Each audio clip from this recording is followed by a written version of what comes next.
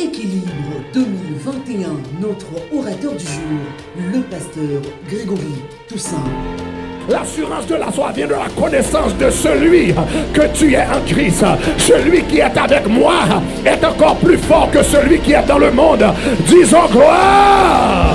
Si vous aimeriez avoir l'audace de la foi, il faut passer du temps dans la présence de Dieu. Quand je connais mon identité en Christ, je dis je ne vais pas fléchir devant la pauvreté, parce que le Dieu qui est en moi s'appelle Jéhovah Jireh, le Dieu qui pourvoit. Je ne vais pas fléchir devant les démons, devant les forces infernales, parce que le Dieu qui est en moi s'appelle Jéhovah Nissi, le Dieu de la victoire.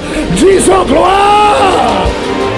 Célébrons les Seigneurs pour son serviteur. Ensemble, lèvons-nous, recevons Grégory Toussaint, pasteur principal des églises Tabernacle de Gloire. Acclamons le Seigneur pour son serviteur.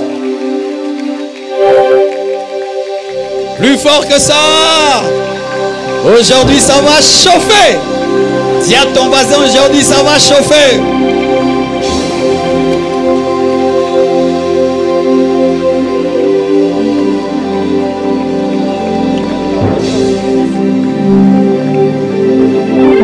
Alléluia.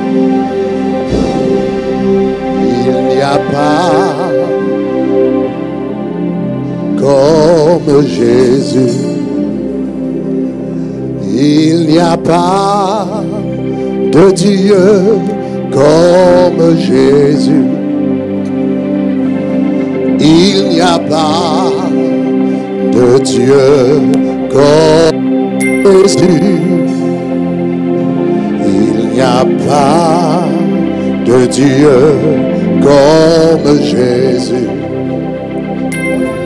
Il n'y a pas de Dieu comme Jésus.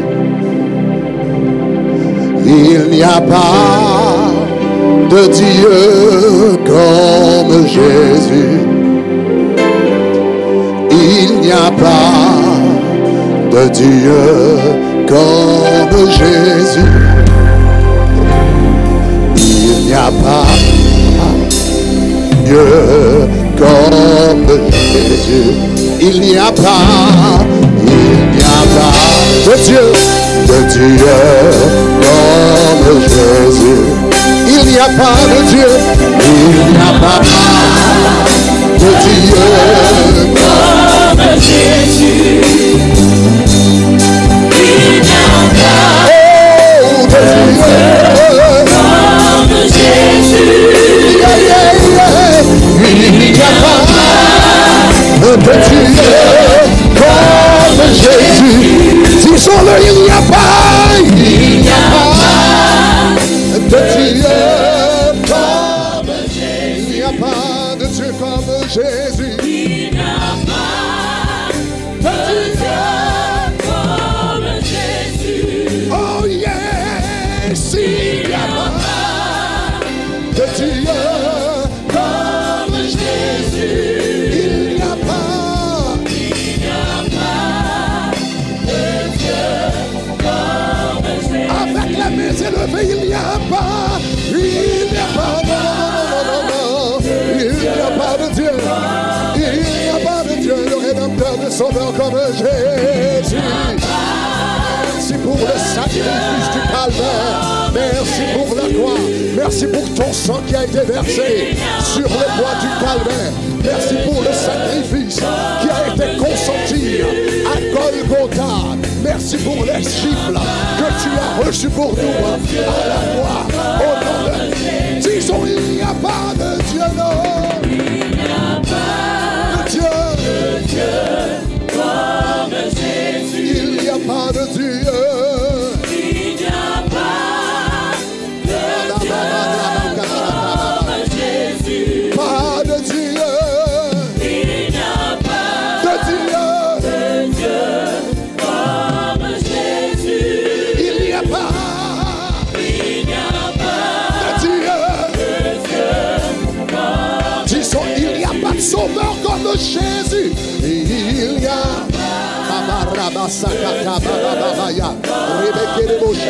Bring the keys up, bring the keys up. Il n'y a pas. Il n'y a pas.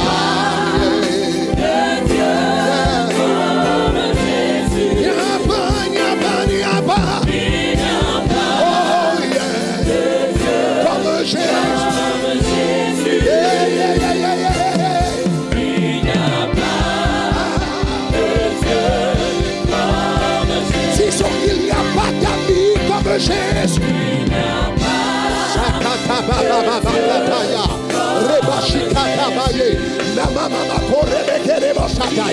il n'y a pas d'amis, il n'y a pas d'amis. Il n'y a pas d'amis comme Jésus. Oh, aïe, aïe, aïe. Il n'y a pas de Dieu. De Dieu.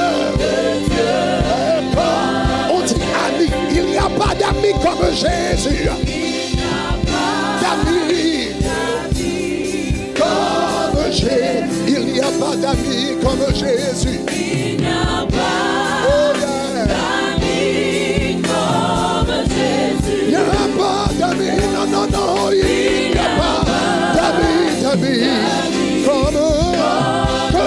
Jésus. Il n'y a pas d'amis.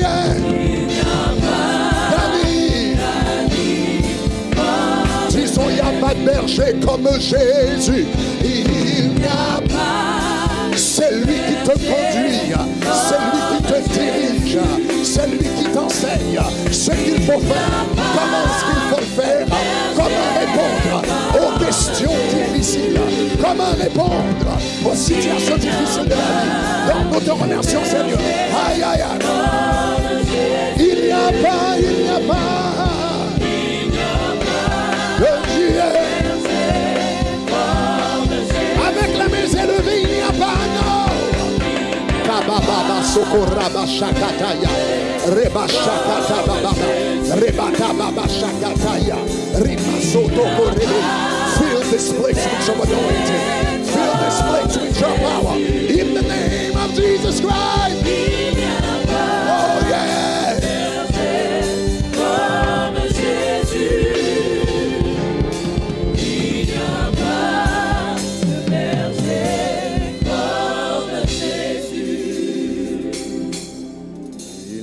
Pas de Dieu comme Jésus.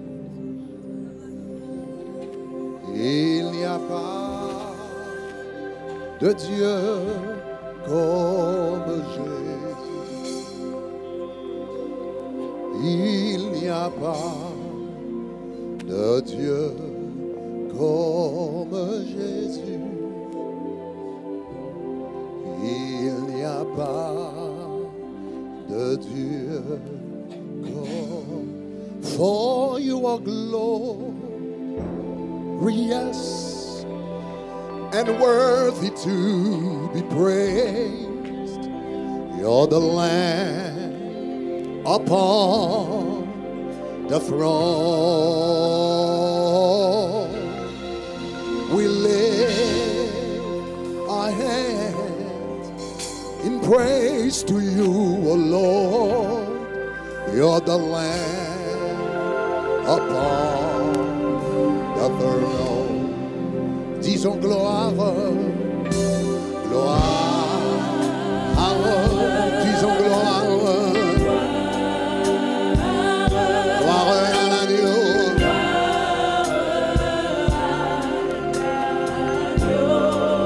Disons gloire, gloire. Gloire, gloire, gloire à l'agneau.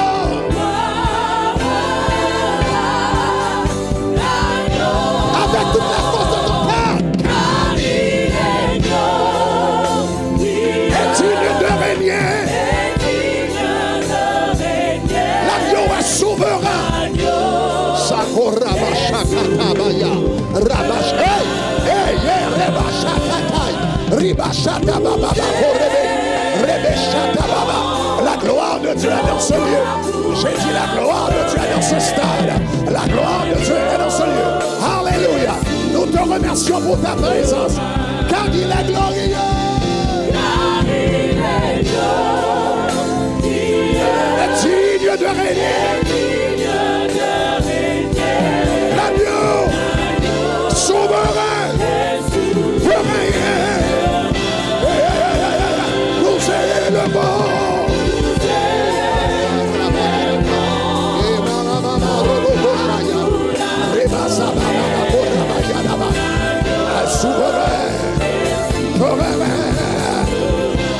fort, car il est glorieux.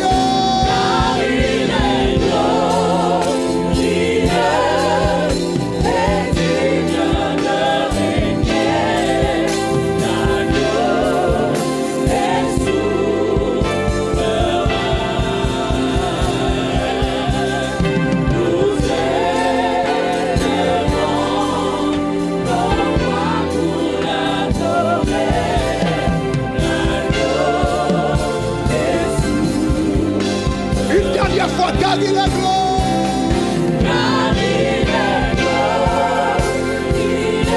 digne de régner,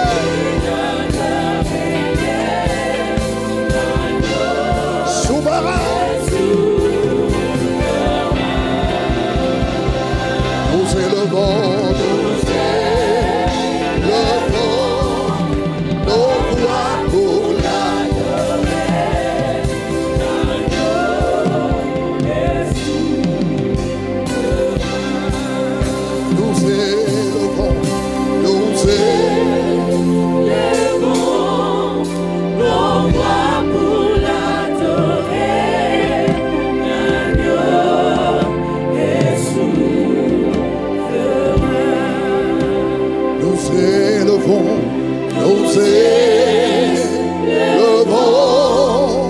nos voix pour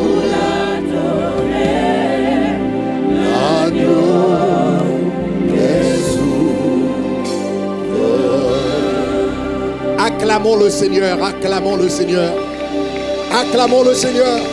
Vous pouvez faire mieux, acclamons le Seigneur. Poussons des cris de gloire devant Dieu, poussons des cris de joie.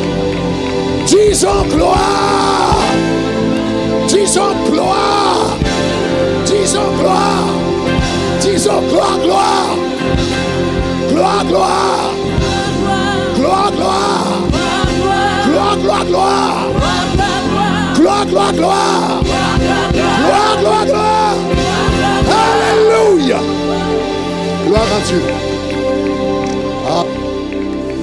Alléluia. Dis à ton voisin, tu vas voir la gloire de Dieu ce soir. Alléluia. Dis-lui ça. Tu vas voir la gloire dans cette dimension. La gloire de Dieu est déjà présente dans ce lieu. La gloire de Dieu. Il semble qu'il y a un problème ici. Ok, ça coupe. Il semble que ça coupe un petit peu ici, le micro. Alléluia. Vous pouvez vous asseoir dans la présence de Dieu. Encore, c'est vraiment un plaisir. C'est vraiment un plaisir d'être avec vous. Ok. Aïe, aïe, aïe. Si je peux. Si je peux. Ça. All right. Ok. Hallelujah. Hallelujah. Gloire à Dieu.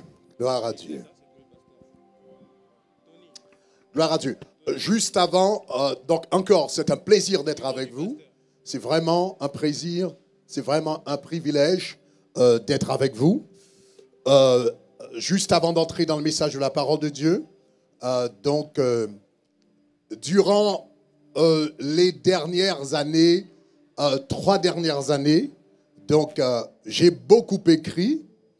Et c'est bizarre, hein, ça. Donc, avant, j'avais écrit quelques ouvrages, mais il y a à peu près, je crois que c'est 3 ans, à peu près 3 ans. C'est l'année, on est en 2021. Donc, au fait, c'était 2018. Je crois que c'est en 2018 que le pasteur Marcelo avait prêché pour nous, à Miami. Donc, et après les 40 jours, j'avais toujours l'intention d'écrire des livres. Je voudrais écrire un livre. Je savais que ça faisait partie de ma vocation. Mais vraiment, je ne trouvais pas le temps vraiment d'écrire ces livres. Et après les 40 jours, bizarre, pendant que j'étais en songe, je voyais que j'étais à l'église et je m'apprêtais à prêcher. Et j'ai donné le manuscrit du message à ceux qui travaillent à l'équipe de médias. Et soudainement, j'ai vu le pasteur Marcelo qui est venu. En son, j'ai vu le pasteur Marcelo qui est venu et il a dit, ah, tu sais, il ne faut pas simplement distribuer les manuscrits de tes messages, donc il faut les transformer en livres. Et quand je me suis réveillé ce matin-là, j'ai compris que c'était le Seigneur Jésus-Christ qui avait pris le visage de pasteur Marcelo pour me donner ce message. Mais quand je me suis réveillé, je me demandais, alors comment est-ce qu'on va faire ça? Parce que j'étais en train de voyager entre Haïti et les États-Unis, donc on était en train d'implanter plusieurs églises, etc. Donc j'avais toujours voulu écrire un livre et je ne pouvais pas le faire. Et j'ai dit, Seigneur, mais comment ça va se faire? Parce que ça fait 10 ans que j'essaye d'écrire, mais je n'arrive pas à écrire. Mais tu me dis d'écrire. Et ce que le Seigneur m'a répondu,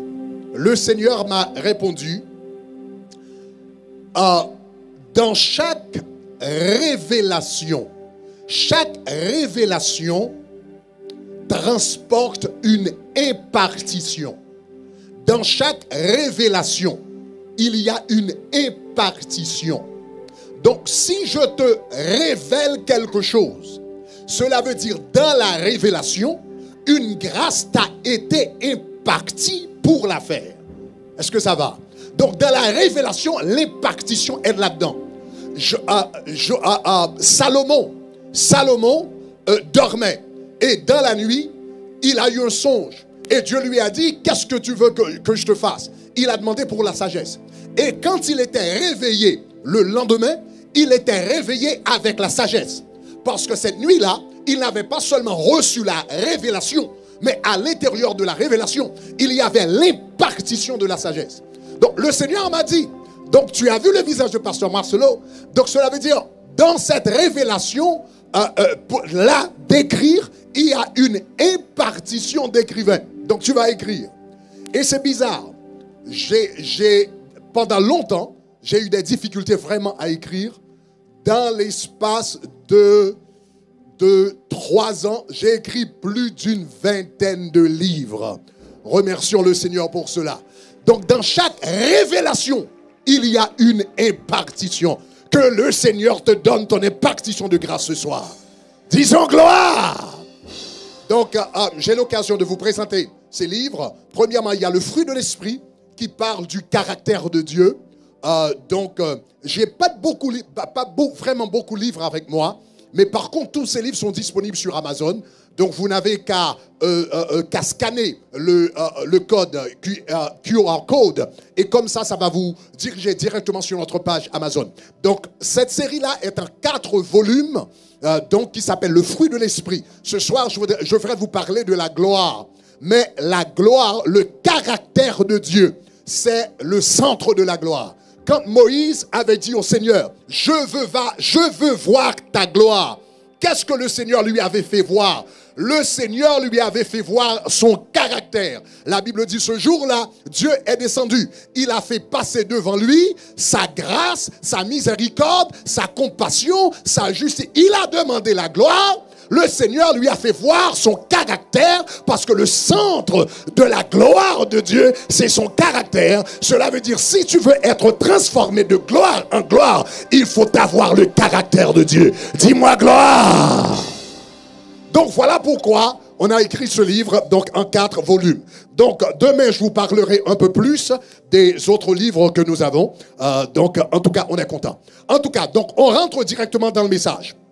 Hier soir, on a commencé à parler de la présence, n'est-ce pas? On a commencé à parler de la présence de Dieu. Donc, le thème, c'est vivre dans sa présence. Et la question, c'est qu'est-ce que la présence?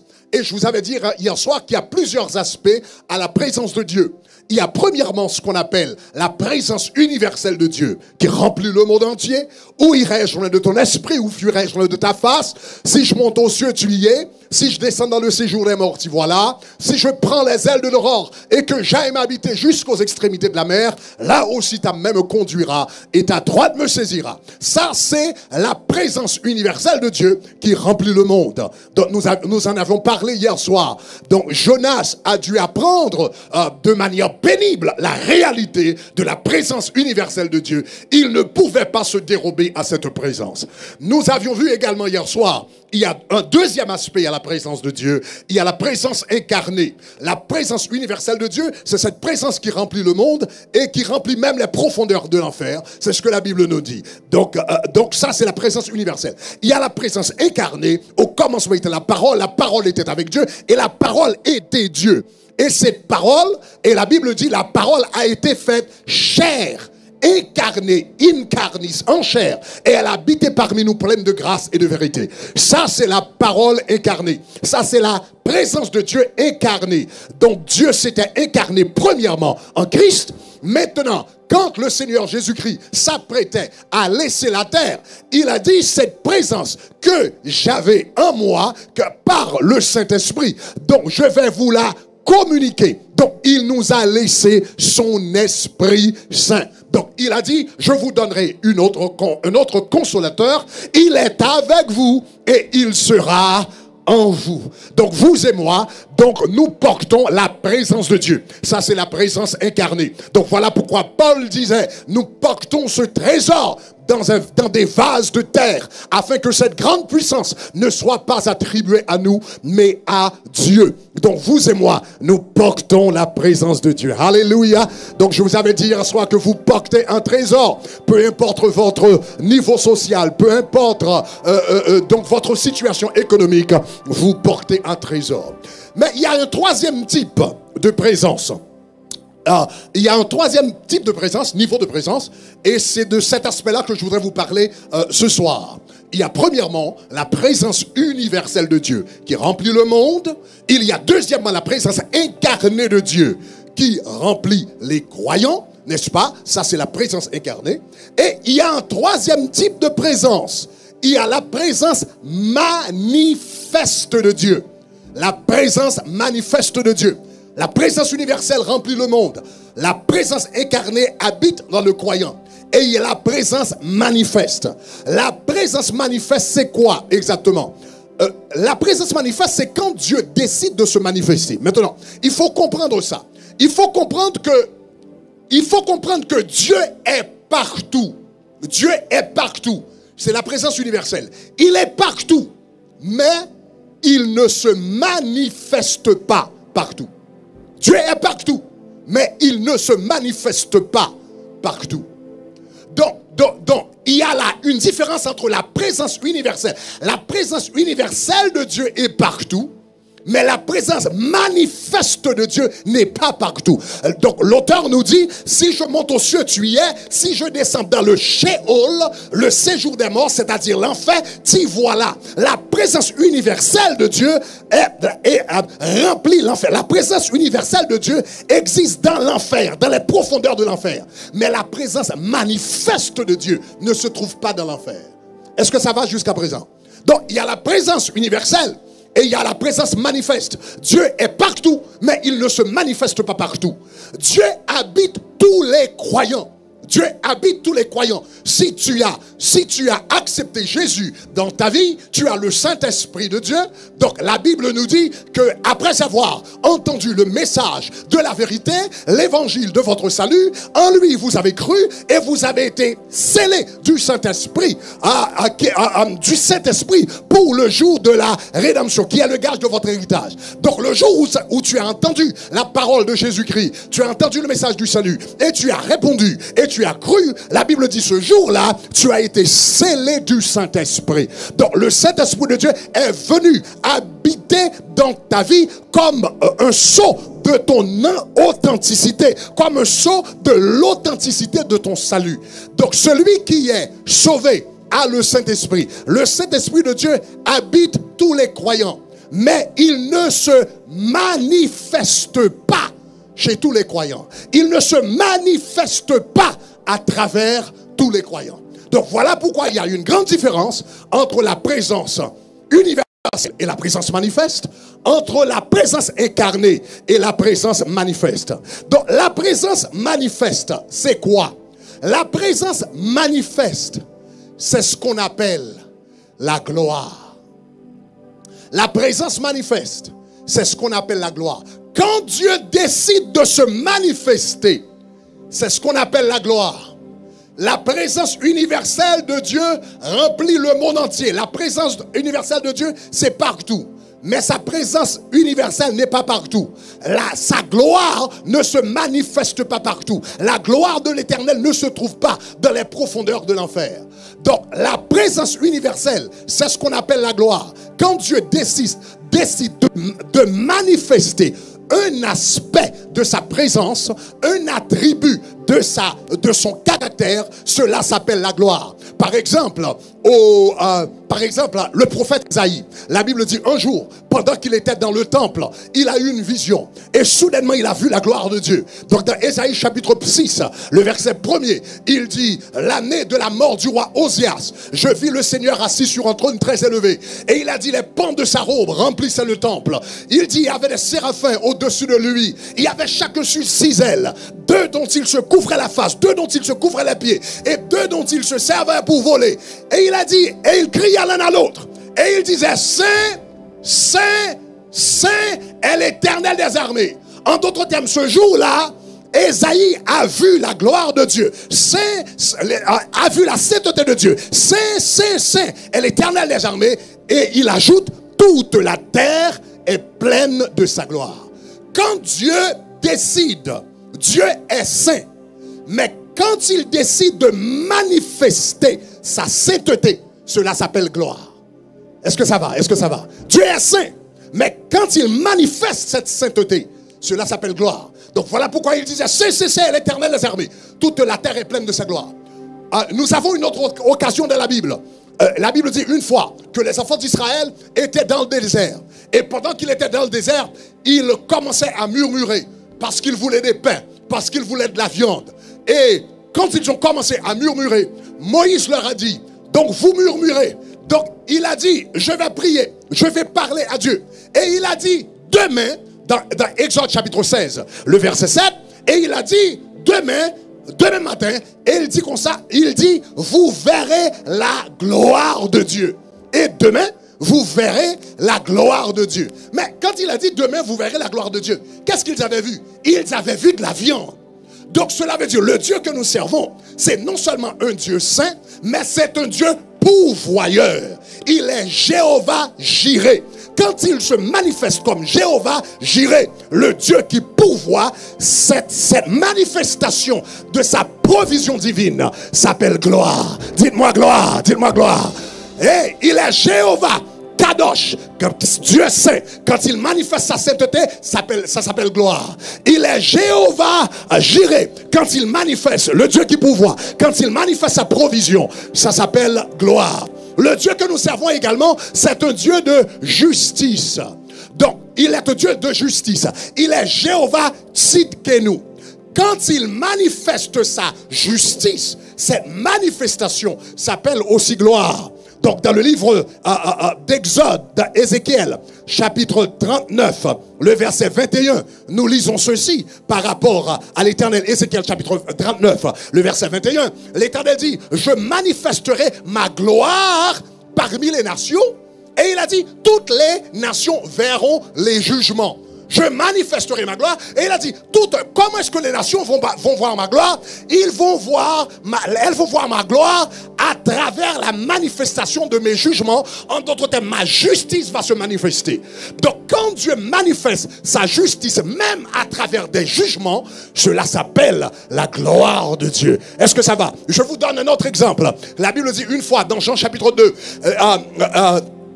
Jésus était avec ses disciples aux noces de Cana et il arrive qu'il leur manquait de vin. Donc la mère de Jésus lui est venue pour lui raconter la situation. Et lui, qu'est-ce qu'il a dit? Il a dit: remplissez les vases d'eau. Et la Bible dit: et l'eau avait été transformée en vin. Qu'est-ce que l'apôtre Jean nous dit par rapport à cet événement? Dans Jean chapitre 2, verset 11, l'apôtre Jean dit, le premier miracle que Jésus fit à Cana manifesta sa gloire. Que veut dire le mot gloire ici? Puissance. Manifesta sa puissance. Donc Dieu, l'Éternel, est un Dieu de justice. Quand il manifeste sa justice, ça s'appelle gloire. Le Dieu que nous servons, c'est un Dieu de provision. Quand il manifeste sa providence, ça s'appelle gloire. Le Dieu que nous servons, c'est un Dieu de puissance. Quand il manifeste sa puissance, cela s'appelle gloire. Dites-moi gloire. La gloire, c'est la présence manifeste de Dieu. La gloire, c'est la présence manifeste de Dieu. Donc, la gloire de Dieu, Dieu est partout, mais il ne manifeste pas sa présence partout. Et vous et moi, quand nous parlons de vivre la présence divine, nous vivons dans sa présence. Le monde entier est déjà rempli de la présence de Dieu, c'est la présence universelle. Tous les croyants qui sont convertis portent la présence incarnée de Dieu par le Saint-Esprit.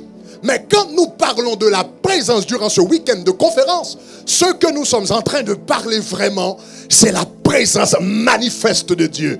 Je ne veux pas que Dieu soit caché en moi. Je ne veux pas que Dieu soit obscur en moi. Je ne veux pas que Dieu soit intangible en moi. Je veux que la présence de Dieu se manifeste.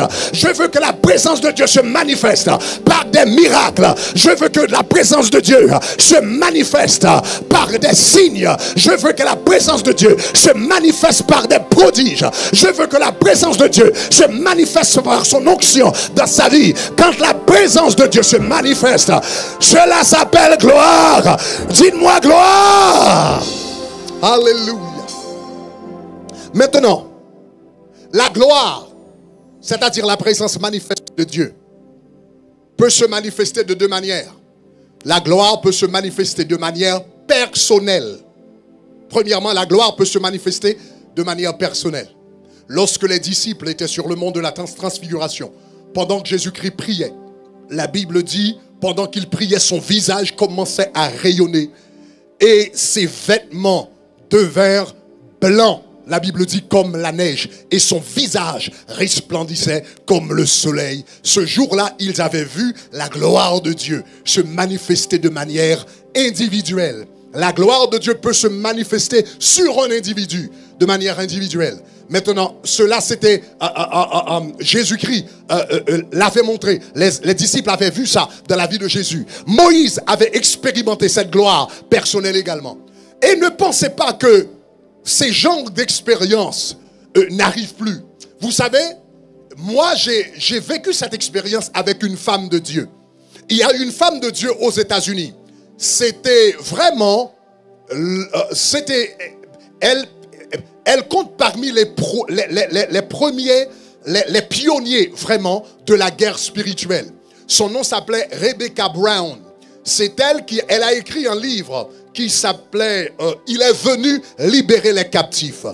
Donc, et Rebecca Brown, c'était un ami de l'église, une amie de l'église. Et je me rappelle, donc elle prêchait parfois à l'église. Je me rappelle une fois, je suis allé chez elle, juste pour la rendre visite avec son mari. J'étais assis dans son salon et je lui parlais. On parlait de tout et de rien. Et à ce moment-là, j'étais novice dans la guerre spirituelle. J'avais beaucoup de questions. Donc, je suis allé chez Rebecca pour passer une journée avec lui. Et j'avais des dizaines de questions à lui poser. Et on parlait de la guerre spirituelle. On parlait des anges. On parlait des démons. On parlait de tout, de la gloire de Dieu, etc. Et à un moment donné, pendant qu'on parlait, on se parlait. Donc, elle était assise en face de moi. Et soudainement, j'ai vu quelque chose qui ressemblait à l'effet d'une brise. C'est comme si une brise avait soufflé sur elle. Une brise. Pendant qu'on était assis là, ma femme et moi, Patricia et moi, pendant que nous étions assis, c'est comme si une brise avait soufflé sur elle et qui a un peu déplacé ses cheveux, qui a levé les cheveux. Et étant donné qu'elle était assise près de la fenêtre, donc j'ai regardé rapidement pour voir si la fenêtre était ouverte. Et j'ai réalisé que la fenêtre était fermée. Mais il y a comme un vent donc qui a soufflé sur cette femme. Et ses cheveux donc se sont levés un peu. Et soudainement, pendant qu'on se parlait, son visage commençait à rayonner comme une lumière. Son visage. Donc en ce temps-là, peut-être qu'elle était dans ses 60, elle avait peut-être 70, 75 ans, etc. Et soudainement, son visage a commencé à rayonner et elle est devenue comme une personne de 30 ans, de 40 ans. Donc pendant quelques secondes. Donc étant donné que elle habite vraiment dans les hauteurs. On a dû laisser de très tôt pour arriver chez elle. On a passé la journée sur la route, etc. Donc moi, je pensais que j'étais fatigué et j'étais en train d'halluciner. Donc je pensais que j'étais fatigué et je voyais des choses. Donc j'ai rien dit. Et quand je suis remonté la voiture, ma femme m'a dit, Greg, tu as vu? J'ai dit, mais quoi? Elle m'a dit, est-ce que tu as vu pendant qu'on se parlait, est-ce que tu as vu que le visage de Rebecca Brown a changé et elle a commencé à rayonner, donc comme une lampe, elle a commencé à rayonner, son visage commençait à se rayonner. Et soudainement, je me suis rendu compte que je n'étais pas en train d'halluciner. Donc ce que je vivais en réalité, c'était la servante de Dieu. Pendant qu'elle était assise, la gloire de Dieu s'était manifestée à travers elle. Et je déclare au nom de Jésus de Nazareth, la gloire de Dieu va se manifester dans ta vie. Je déclare maintenant au nom de Jésus, la lumière de Dieu resplendira sur ta vie. Quand les royaumes des ténèbres, quand les hommes des royaumes de ténèbres te verront, ils verront la gloire de Dieu en toi. Ils verront la lumière de Dieu en toi. Ils verront la splendeur de Dieu en toi. Ils verront la puissance de Dieu en toi. Disons gloire. Les ténèbres ne pourront pas résister à la resplendeur, à la lumière que tu transporteras. Après ce week-end de conférence, dans la présence de Dieu, tu vas transporter un autre niveau de gloire. Tu vas transporter un autre niveau de puissance. Tu vas transporter un autre niveau de présence, un autre niveau d'intimité. Dis-moi gloire. Ce jour-là, ce qu'on avait vu, c'était la gloire de Dieu. C'était la gloire de Dieu. Et par la suite, on lui a raconté l'histoire, on lui a dit ça, mais elle ne savait pas, même en ce moment, elle ne savait pas que son visage brillait. L'année suivante, elle était venue prêcher pour nous, et je lui ai dit ça, elle ne savait pas que son visage brillait. Parce que parfois tu portes la gloire de Dieu. Quand Moïse était descendu de la montagne avec la gloire de Dieu, la Bible dit son visage resplendissait au point qu'on était obligé de mettre un voile sur son visage. Mais lui, il ne savait pas. Il ne savait pas. Donc parfois, souvent, quand tu portes la gloire, le Seigneur ne te laisse pas savoir que tu portes la gloire pour te protéger contre l'orgueil, pour te protéger contre les pièges du diable. Mais le royaume des ténèbres sait que tu portes cette gloire. Satan le diable sait que tu portes cette gloire. Les démons savent que tu portes cette gloire. Dis-moi gloire. Arriba Shakataya. Que le Seigneur intensifie la gloire dans ta vie. Que le Seigneur intensifie la gloire dans ta vie. Que le Seigneur intensifie la gloire dans ta vie. Que le Seigneur intensifie sa lumière dans ta vie. Que le Seigneur intensifie sa splendeur dans ta vie. Que le Seigneur intensifie sa présence. Disons gloire. La gloire de Dieu peut se manifester de manière individuelle. La gloire de Dieu peut se manifester de manière individuelle. Mais la gloire de Dieu peut aussi se manifester de manière collective. Et nous avions fait cette expérience au tabernacle de gloire à Miami. Je me rappelle, quand on a commencé le tabernacle de gloire à Miami en janvier 2005. On a commencé le tabernacle de gloire à Miami en janvier 2005. Et avant avant d'être pasteur, j'étais évangéliste. Donc j'avais passé à peu près 15 ans en tant qu'évangéliste. Je voyageais aux États-Unis, au Canada, en Europe, et prêcher le message de la parole de Dieu, prêchant de différentes églises, etc. Et le lieu où il y avait plus de gens qui me suivaient, qui appréciaient mon ministère, qui supportaient mon ministère, c'était Miami. C'était en Floride, à Miami. Donc après 15 ans, quand j'ai reçu l'appel du Seigneur d'implanter une église à Miami, j'étais content. Donc je pensais qu'immédiatement l'église allait commencer avec une grande foule, avec des centaines de gens, des milliers de gens. Quand je prêchais des croisades à Miami, il y avait 2000, 3000 personnes, etc. Donc je pensais que l'église va vraiment commencer avec des centaines de gens, peut-être des milliers de gens, parce que les gens me connaissaient, appréciaient mon ministère, etc. Donc je pensais qu'on allait commencer vraiment peut-être au niveau 10. Donc c'est comme ça que j'avais pensé. Et puis quand on a fait notre premier culte en janvier 2005, il y avait des milliers de personnes qui me suivaient à Miami. Quand j'ai annoncé le premier culte à Miami, 12 personnes sont venues. Donc on a commencé avec 12 personnes. Et après, donc on a travaillé.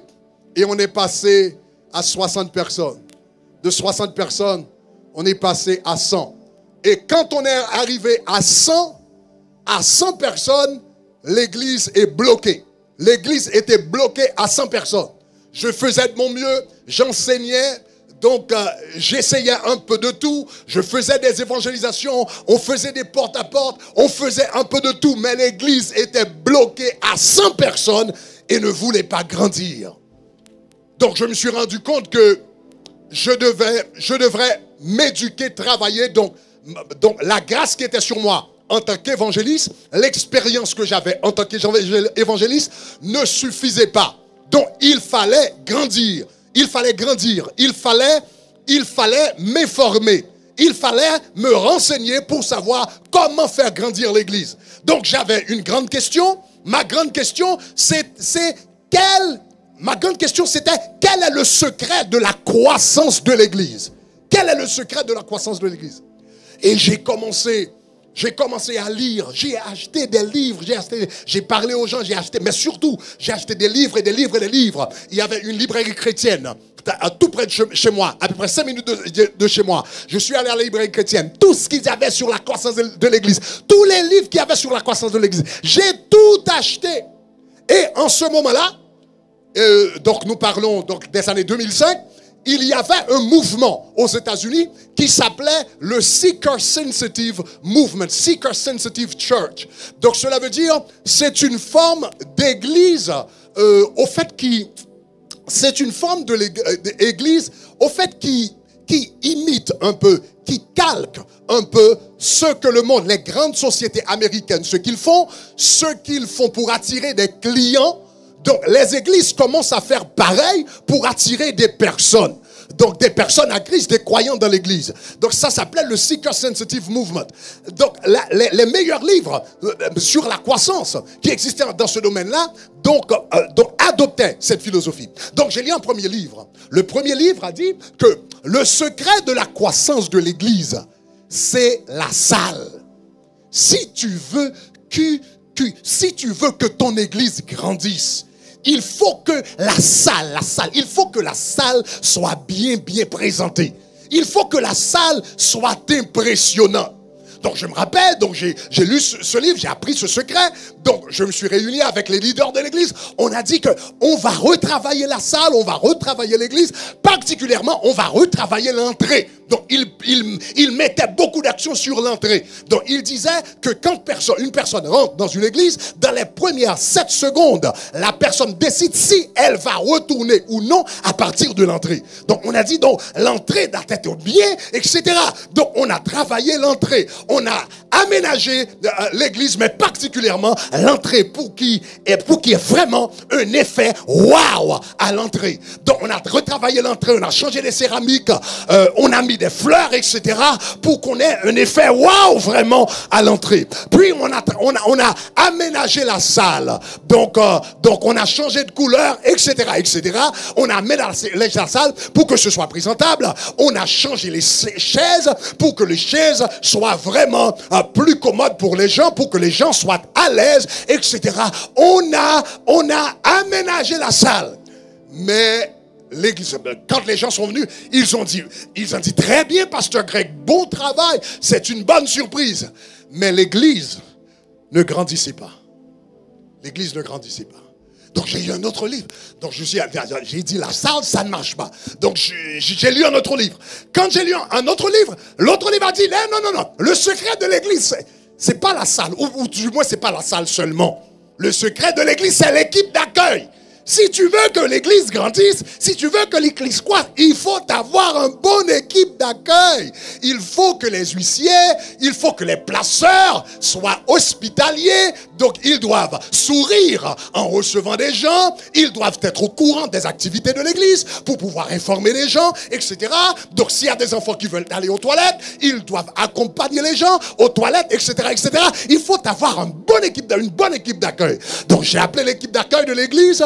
On a recruté des gens, on a redoublé d'effectifs, donc j'ai fait des séminaires et les gens, vraiment, on accueillait les gens bien, on accueillait les gens de manière chaleureuse et les gens disaient, quand ils venaient à l'église, ils disaient, ah, pasteur Greg, tu as une très bonne équipe, tu as une bonne équipe d'accueil. Donc c'était bien, on nous donnait des compliments, mais l'église ne grandissait pas.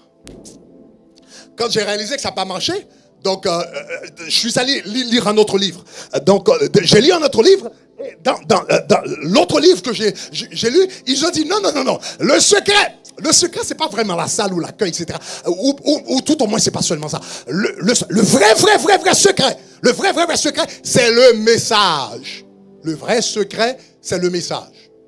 Donc, l'autre livre a dit, il faut que les gens ne vont pas venir à l'église si le message n'est pas pertinent, si le message n'est pas pratique, si le message n'est pas adapté à leur situation, si le message n'est pas applicable dans leur quotidien. Donc, il faut que le message soit pertinent. Il faut travailler sur le message. Donc ce livre-là, donc ils avaient pris une approche sociologique. Donc, ils ont dit, pour que ton message soit pertinent, voilà comment tu prépares un message. Si tu veux que ça soit pertinent, tu commences pas avec la Bible. C'est pas comme ça qu'on commence un message pertinent.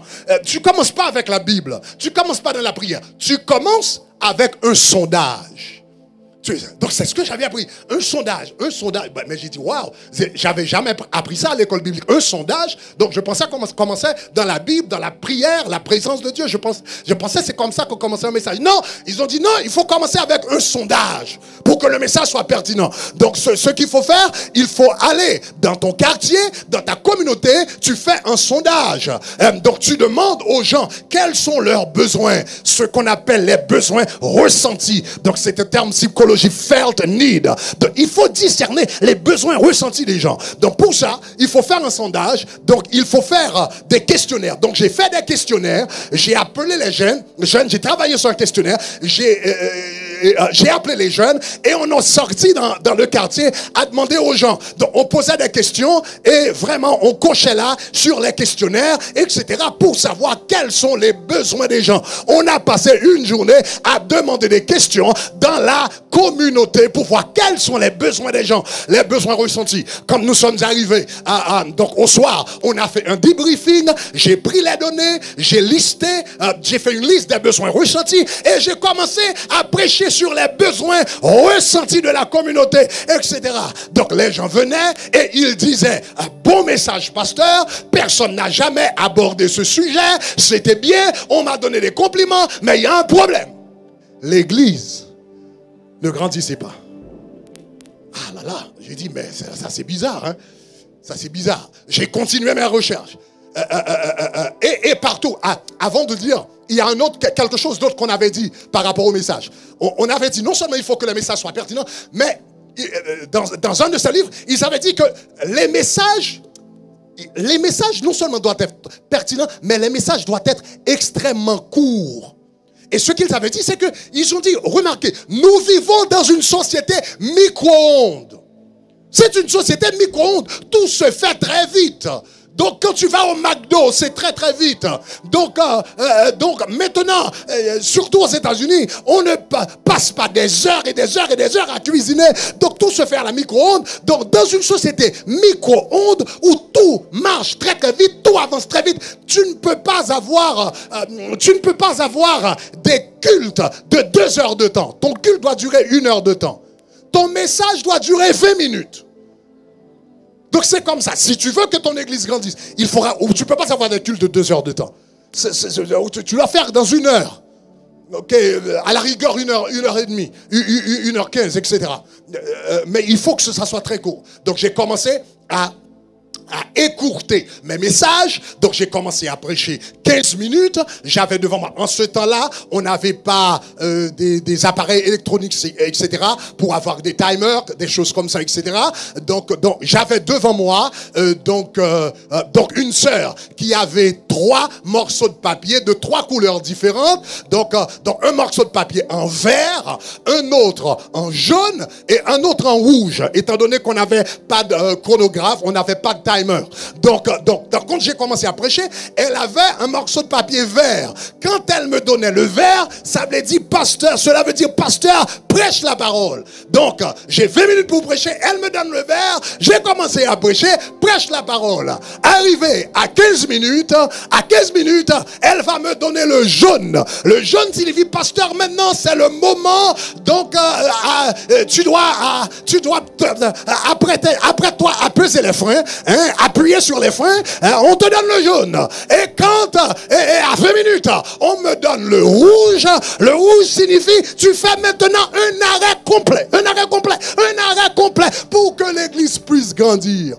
Je faisais tout ça, mais l'église ne grandissait pas. On est bloqué à 100 personnes, on n'arrive pas à grandir.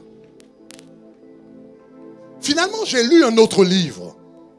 L'autre livre a dit, non. Le vrai secret, c'est pas la salle ou des choses comme ça, le message, etc. C'est pas vrai. Le vrai secret, c'est l'adoration. Donc l'autre livre a dit que le vrai secret de la croissance de l'église, c'est l'adoration. Si tu veux que ton église grandisse, il faut que la musique soit attrayante.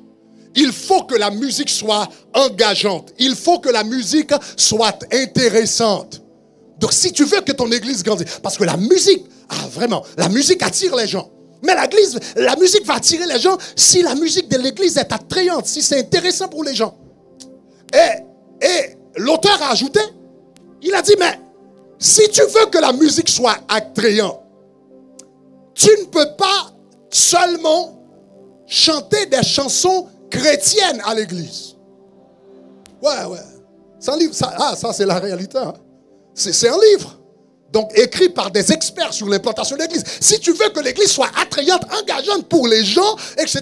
Les gens, tu veux que les inconvertis viennent à Jésus, mais tu ne peux pas vraiment seulement chanter. Est-ce qu'il y a des gens, est-ce que vous pouvez arranger ça pour moi, rapidement? Ok. Do we have somebody else? Ok, good, pull it.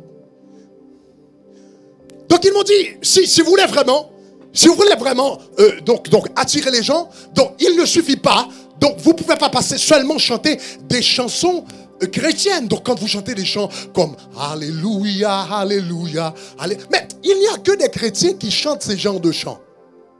Donc les païens ne se reconnaissent pas dans ce genre de chants, etc., etc. Si vous voulez réellement attirer des personnes, donc il faut, dans les services d'adoration, il faut insérer des chansons populaires. Des chansons que tout le monde connaît. Peu importe que ce soit des chants païens, mais quand même, mais des chants populaires. Donc c'est pas difficile de trouver des chants populaires qu'on puisse chanter à l'église. Donc tout le monde parle de l'amour. Tout le monde parle de l'amour. Beyoncé parle de l'amour. Jay-Z parle de l'amour. Rihanna parle de l'amour. Tout le monde parle de l'amour. Donc adapte, choisis des chants dans le monde qui parle de l'amour et chante-les dans l'église parce que Dieu est amour. quand j'ai lu ça, je me suis dit, mon Dieu, c'est bizarre. J'ai dit, mais ça, c'est bizarre. J'ai jamais entendu ça, j'ai jamais vu ça. J'ai regardé le dos du livre.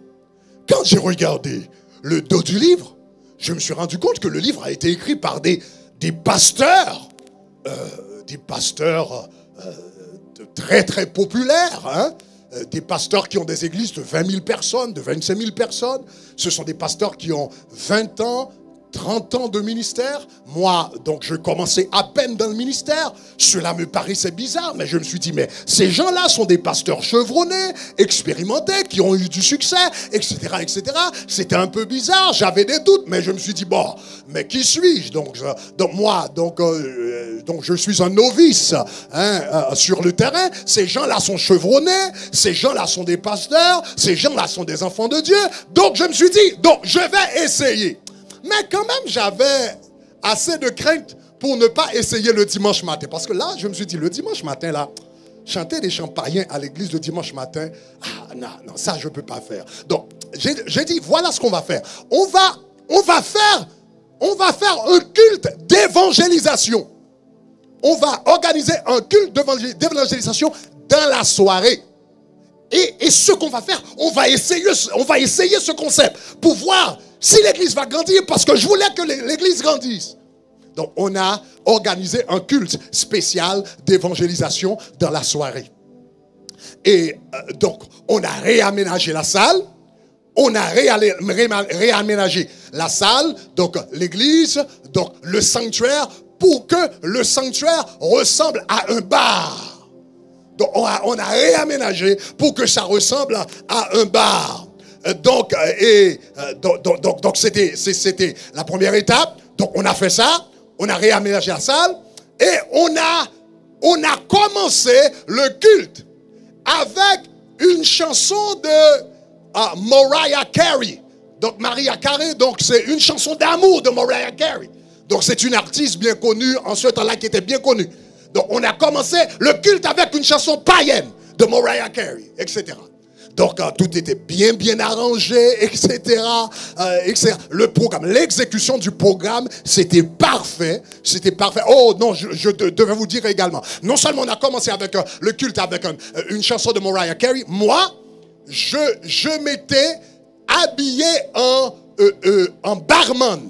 Donc, au lieu de porter des cravates, etc., et une veste, donc j'avais une chemise blanche, bottines noires, n'est-ce pas, tablier noir, pantalon noir, donc habillé en barman. Donc, et j'ai prêché le message ce soir-là comme un barman qui parlait à des saoulés. Donc c'est comme ça que j'ai prêché le message.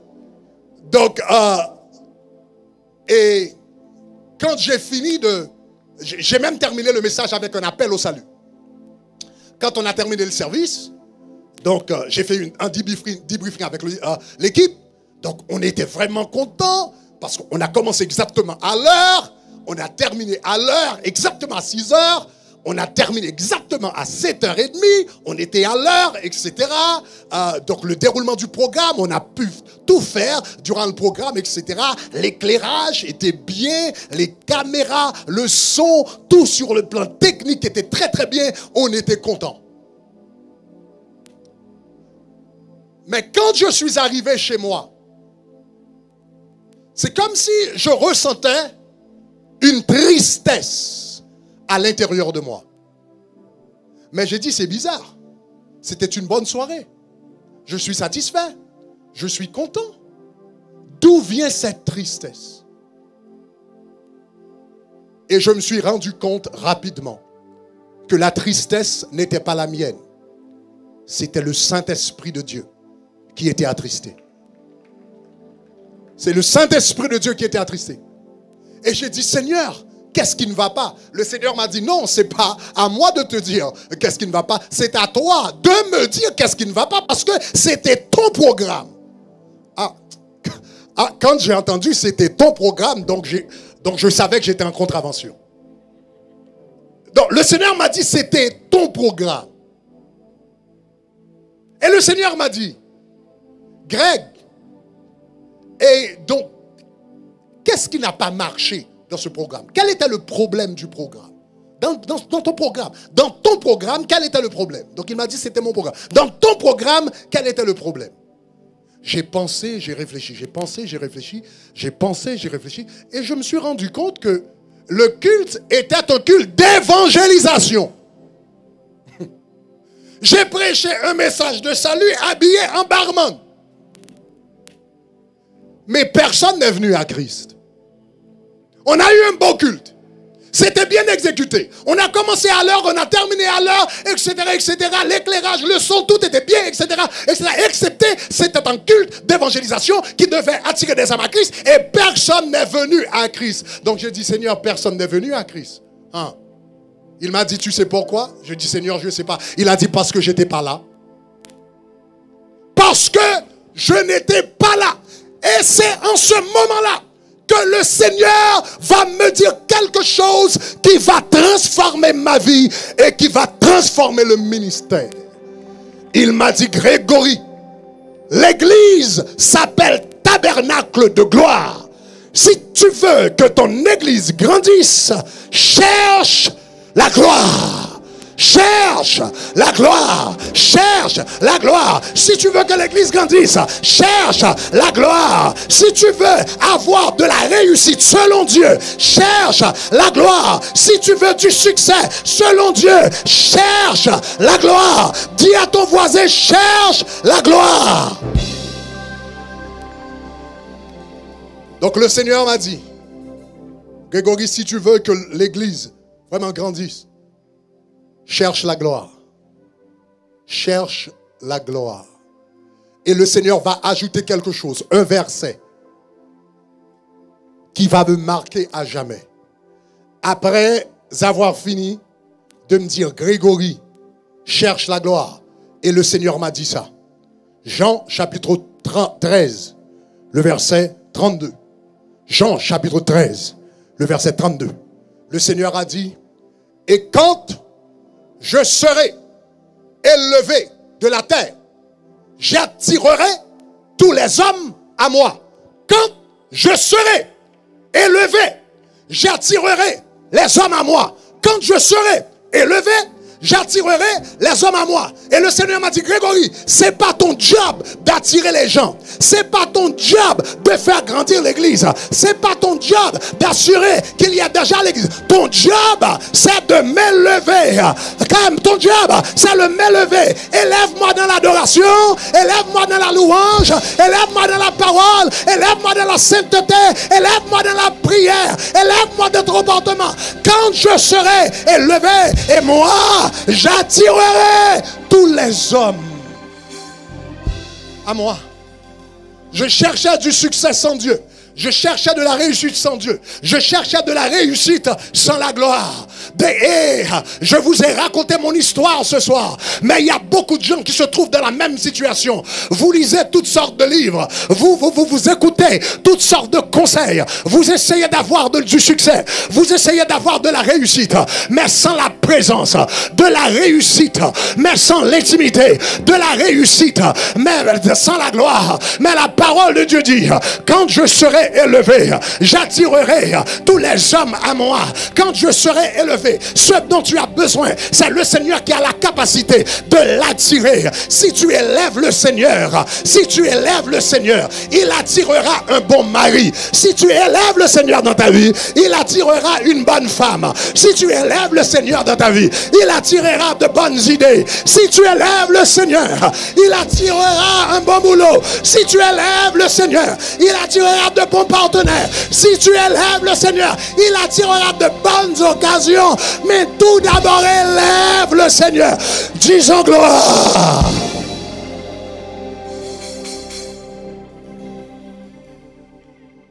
Dans ma chambre, je me suis repenti. Et j'ai dit, Seigneur, j'ai péché contre toi. Fais-moi grâce. J'ai demandé pardon au Seigneur. Et le dimanche d'après, j'ai réuni, j'ai appelé les leaders de l'église. J'ai dit tout ce qu'on a fait là, pendant 2 ans, pendant 3 ans, etc. C'est pas ça. Le Seigneur m'a dit, si tu veux voir, si tu veux faire grandir l'église, il faut chercher ma gloire. Il faut chercher la présence. Il faut chercher la présence. Car il m'avait dit, le secret de la croissance de l'église, ce n'est pas l'approbation du peuple, mais la présence palpable du Saint-Esprit. Oh, je reprends. Il m'avait dit, le secret de la croissance de l'église, ce n'est pas l'approbation du peuple. Je cherchais l'approbation du peuple. Je cherchais l'approbation de la communauté. Je cherchais l'approbation des professionnels. Je cherchais l'approbation des jeunes. Je cherchais l'approbation des gens. Et le Seigneur m'a dit, le secret de la croissance de l'église, ce n'est pas l'approbation des gens, mais la présence palpable, réelle, tangible, manifeste du Saint-Esprit qui s'appelle la gloire. Si la gloire est là, j'attirerai les hommes.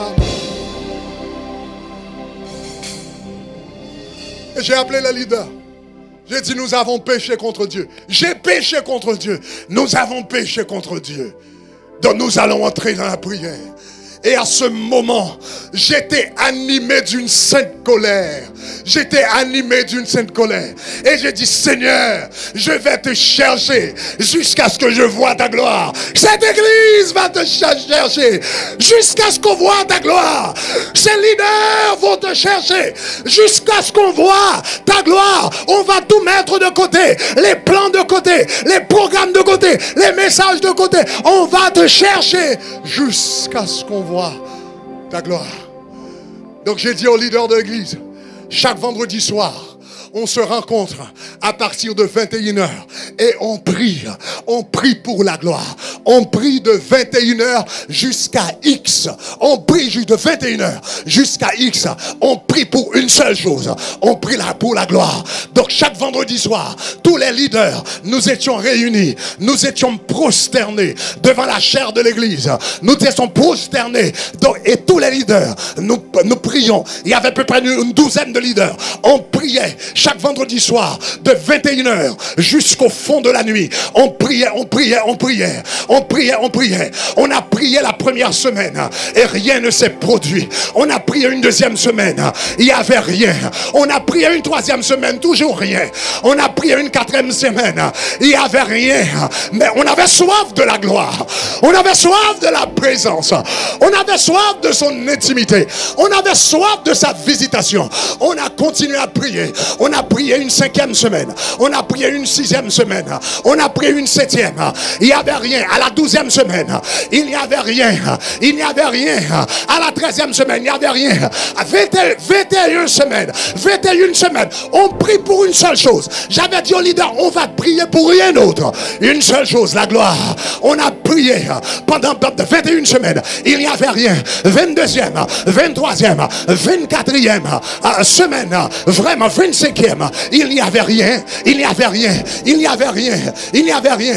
Et au bout d'à peu près 5 mois de prière, 5 mois de prière, après 5 mois de prière, j'ai senti dans mon esprit qu'un vent commençait à souffler sur l'église.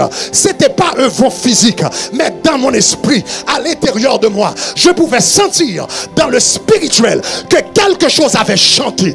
Dans le champ spirituel, quelque chose avait shifté. Dans le spirituel, Dieu avait fait quelque chose. Il n'y avait aucune manifestation physique, mais dans mon esprit, je sentais que c'était différent. Donc voilà, 5e semaine, j'ai commencé à sentir quelque chose de différent à l'intérieur de moi. À l'intérieur de moi. Et après 6 mois, on a commencé à prier. On a commencé à prier en mai 2005, en mai 2006, pardon. Et en novembre 2006. Et soudainement, dans un culte d'adoration, après 6 mois de prière, après 6 mois, chaque vendredi soir, on est dans la présence de Dieu. Et on prie. On prie jusqu'au fond de la nuit à demander à Dieu une seule chose. Je veux voir ta gloire. Je veux ta présence manifeste dans ma vie. Les solutions humaines ne suffisent pas. Les idées humaines ne suffisent pas. Les ressources humaines ne suffisent pas. Les expériences humaines ne suffisent pas. On a besoin de toi. Au bout de 6 mois, un dimanche matin, pendant qu'on était à l'église, On a entonné ce chant. You are Alpha and Omega. We worship you, our Lord. You are worthy to be praised. Oh my goodness. You are Alpha and Omega. We worship you, our Lord. You are worthy to be elevated, to be praised. Tu es digne d'être élevé, d'être magnifique. Et puis quand on est arrivé au cœur, alors qu'on s'apprêtait à dire, we give you all the glory. Pendant qu'on s'apprêtait à dire, we give you all the glory, soudainement ce dimanche matin-là, une présence manifeste est entrée dans le culte. Une présence manifeste est entrée dans le sanctuaire. Une présence manifeste est entrée dans l'église. L'atmosphère était comme l'atmosphère, c'était comme des charges. Il y avait des charges d'électricité de toute l'atmosphère. C'était comme un courant de haute tension. Des gens ont senti un courant de haute tension. On a senti, des gens ont senti des choses. Il y a des gens qui ont entendu des choses. Ils ont entendu une chorale qui chantait, mais qui n'était pas visible dans la salle. Des gens vivaient comme une puissance, comme un courant de haute tension. D'autres entendaient une chorale. D'autres voyaient la nuée. Parmi ceux qui avaient vu la nuée, moi j'avais vu la nuée. Et soudainement, une nuée est entrée dans la salle. J'avais entendu parler de la Shekinah de la gloire. J'avais entendu parler de la nuée. Mais ce jour-là, pendant qu'on disait, we give you all the glory, soudainement la nuée est entrée dans la salle. La nuée veut te visiter ce soir. La nuée veut visiter ta famille ce soir. La nuée veut visiter ton ministère ce soir. La nuée veut visiter ton mariage ce soir. La nuée veut visiter tes finances. Come on. You are Alpha. You are and Omega.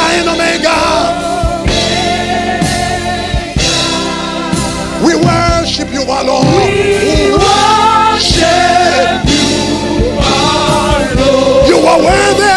You are worthy. Avec la main élevée. Avec la main élevée. Est-ce que tu peux relever?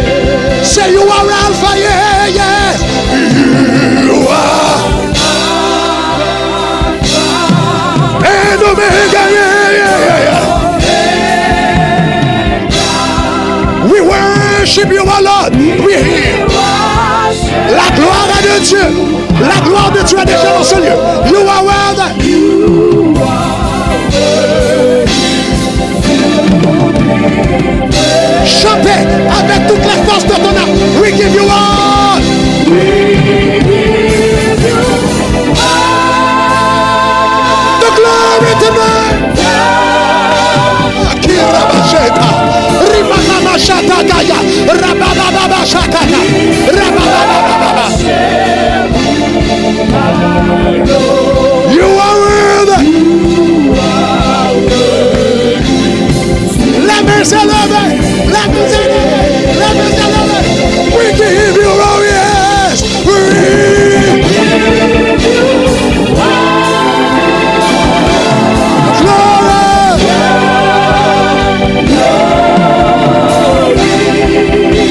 Samama rakata, rabababa shakata baya, rabayana bashifete, rabashokota babaya, rabababa shakata, reba shakata baya, rebene moja.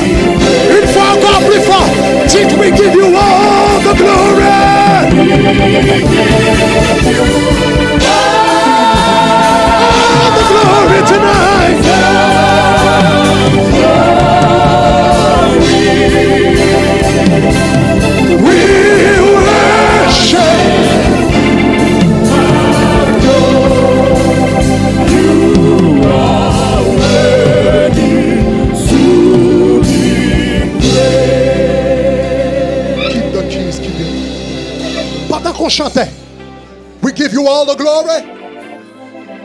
La présence manifeste de Dieu, la gloire de Dieu est entrée dans la salle.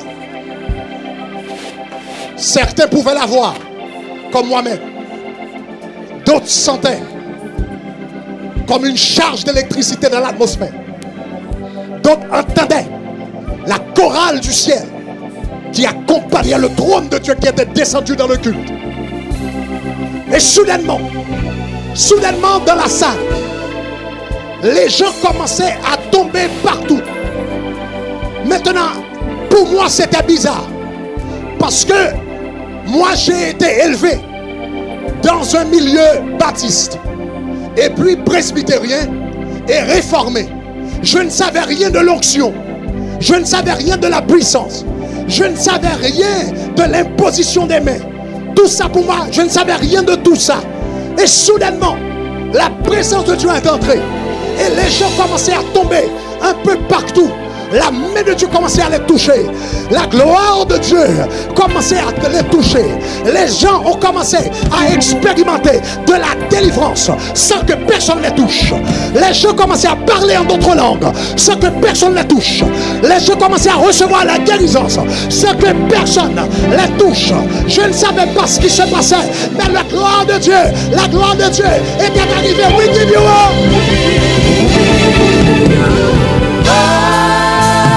glory tonight. We worship you, our Lord. We worship you, our Lord. You are worthy to be praised. Soudainement, l'église qui ne pouvait pas grandir, qui était bloquée à 100 personnes, quand la gloire est venue, le dimanche d'après, premièrement, ce qui est arrivé, nos cultes duraient 1h30. Et même à 1h30, il y a des gens qui laissaient avant la fin du message. Je prêchais 20 minutes. Même pendant les 20 minutes, il y a des gens qui dormaient. Et il y a des gens qui laissaient avant la fin du message. Mais quand la gloire est venue, le culte qui durait 1 heure de temps et demi, on avait eu un culte de 7 heures de temps. Et personne n'est venu à la maison, est allé à la maison. Ce matin-là, le culte de dimanche matin a duré 7 heures de temps. Personne n'est allé à la maison parce que la gloire de Dieu était là. Tout le monde était mobilisé. Toute la classe salle était mobilisée. Les gens venaient de partout parce que la gloire de Dieu était arrivée. Comment? We give you all the glory. Say we give you all. We give you all the glory.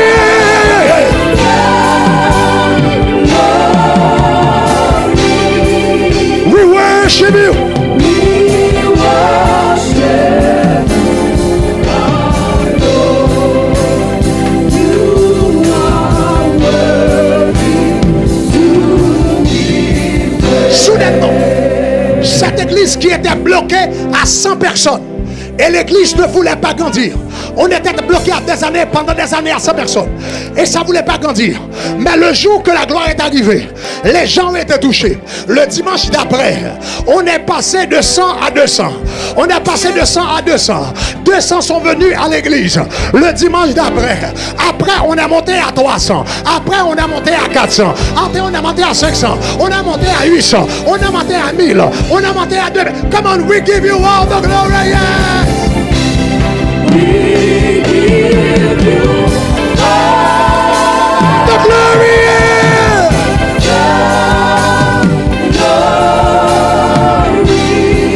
We worship you. We worship you, our Lord. You are worthy to be praised. J'avais essayé des moyens humains pour amener les âmes à Christ, mais personne n'était venu à Christ cette soirée-là.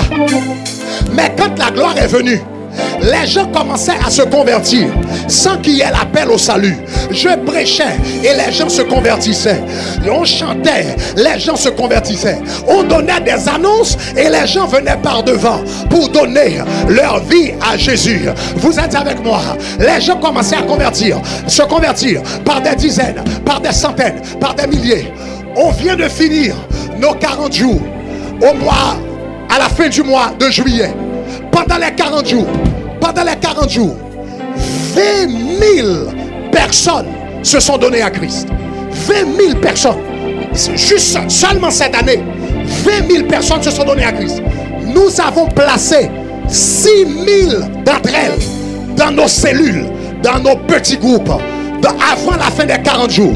Sans la gloire, il n'y avait pas une âme. Mais quand la gloire est venue, dans un seul programme, 20 000 personnes se sont données à Christ. 6 000 âmes se sont ajoutées à l'église dans un seul programme de 40 jours. Qu'est-ce qui fait la différence? C'est la gloire. C'est la gloire. C'est la gloire. C'est la gloire. C'est la gloire. C'est la gloire. C'est la gloire. Say we give you all the glory. We give you all the glory.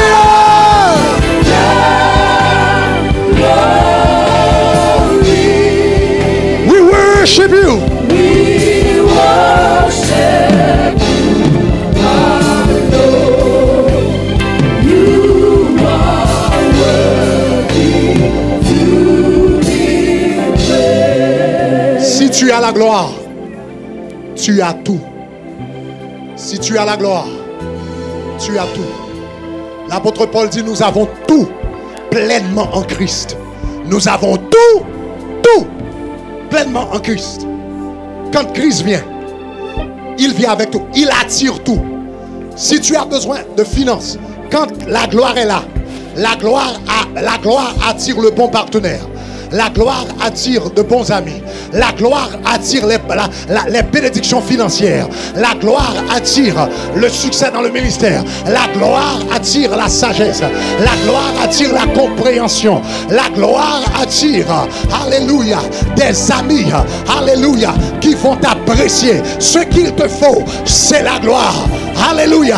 Donc là où vous êtes, si vous avez besoin de cette présence, tu as dit, Pasteur Greg, la présence universelle dans le monde, la présence incarnée, je l'ai en moi. Mais je veux cette présence manifeste. Pasteur Greg, cette présence manifeste que tu as expérimentée en 2006, qui a changé ta vie, qui a changé la vie de ton ministère, qui a changé la vie de ta famille. Je ne veux pas seulement la présence incarnée, je veux la présence manifeste. Donc là où vous êtes, si vous avez besoin de la présence manifeste, si vous avez besoin de la gloire, là où vous êtes, avancez rapidement, venez vite, rapidement, parce que le Seigneur va te toucher. Là où tu es, là où tu es,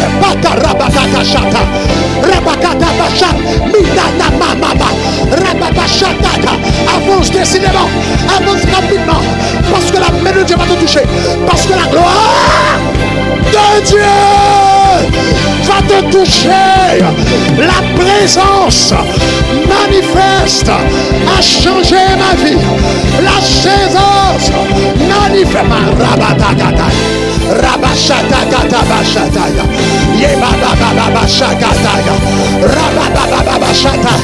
Mama, la nuée est dans la salle.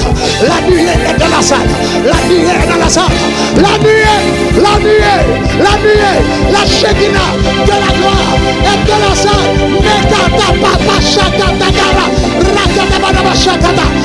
We give you all the glory.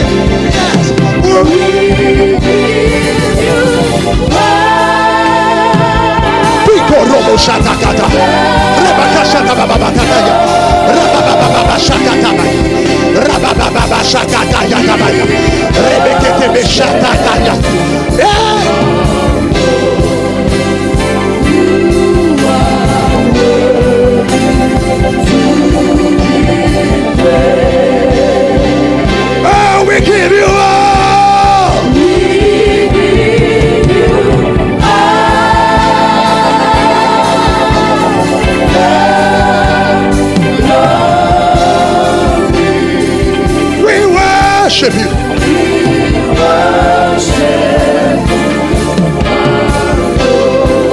Adorez avec toutes les forces de ton âme.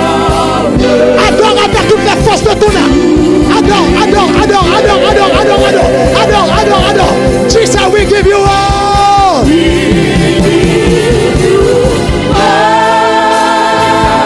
The glory tonight. The glory, the glory, the glory, the glory, the glory, the glory.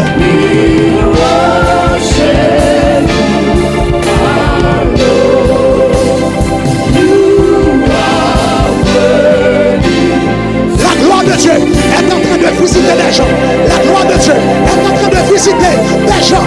La gloire de Dieu est en train de visiter des gens. Des gens, des gens, des gens, des gens. La gloire de Dieu, la gloire de Dieu, la gloire de Dieu, la gloire de Dieu, la gloire de Dieu est en train de visiter les gens. Est en train de visiter les gens. Il te visite là où tu es. Il te touche, il te touche, il te touche. Là où tu es, là où tu es, là où tu es, là où tu es, là où tu es, là où tu es, là où tu es. Hey! We give you all the glory.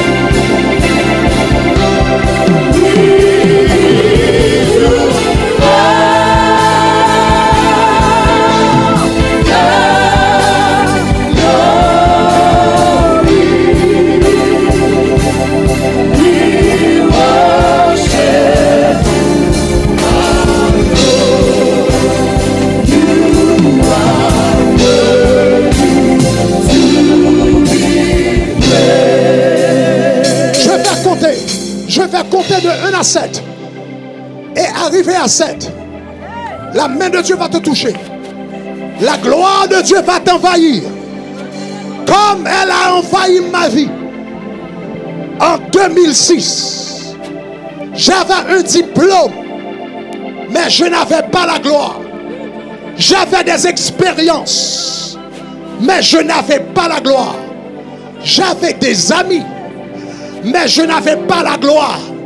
J'avais une intelligence naturelle, mais je n'avais pas la gloire. Par conséquent, avec tous les atouts, avec tous les acquis, avec toutes les bénédictions qui reposaient sur ma vie, j'étais bloqué parce que je n'avais pas la gloire. Mais quand la gloire vient, elle attire tout ce dont tu as besoin. Quand la gloire vient, elle attire toutes les bénédictions de Dieu. Elle attire toutes les grâces de Dieu. La grâce, la gloire attire l'onction. La gloire attire les finances. La gloire attire la faveur. La gloire attire la sanctification. La gloire attire tout ce dont tu as besoin. Je vais compter de 1 à 7 et arriver à 7.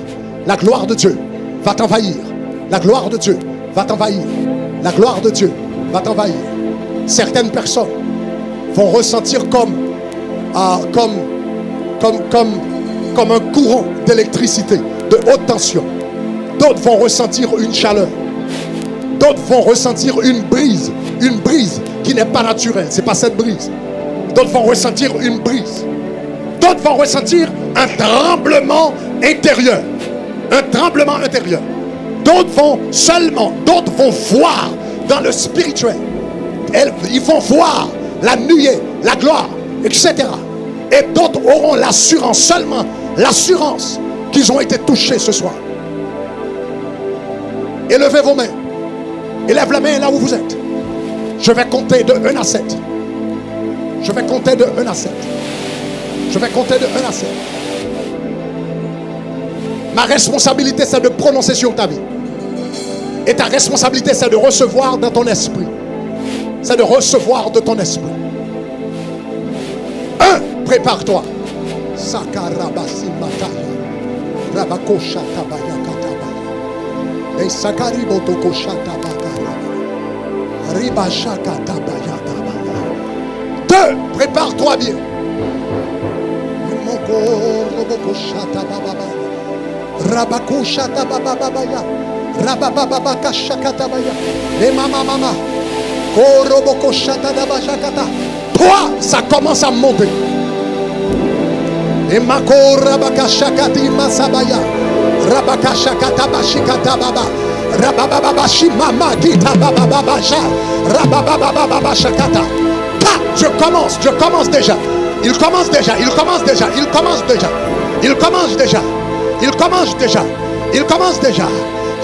déjà. La gloire s'intensifie. 5, la gloire s'intensifie. 6, ça monte encore plus. Prépare-toi. 7, reçois la gloire.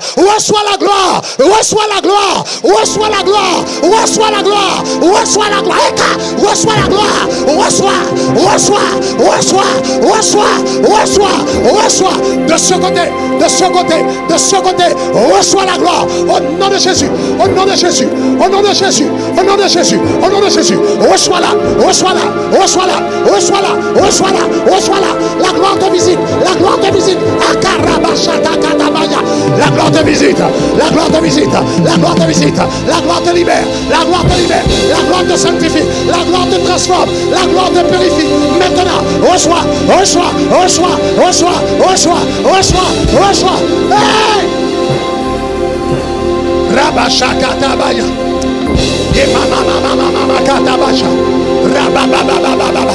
Continuez à prier en esprit. Dieu est en train de faire quelque chose d'extraordinaire. Dieu est en train de faire. Hey! Mama Rabasha. Yabake Ribatakaya. Tamama Shatai.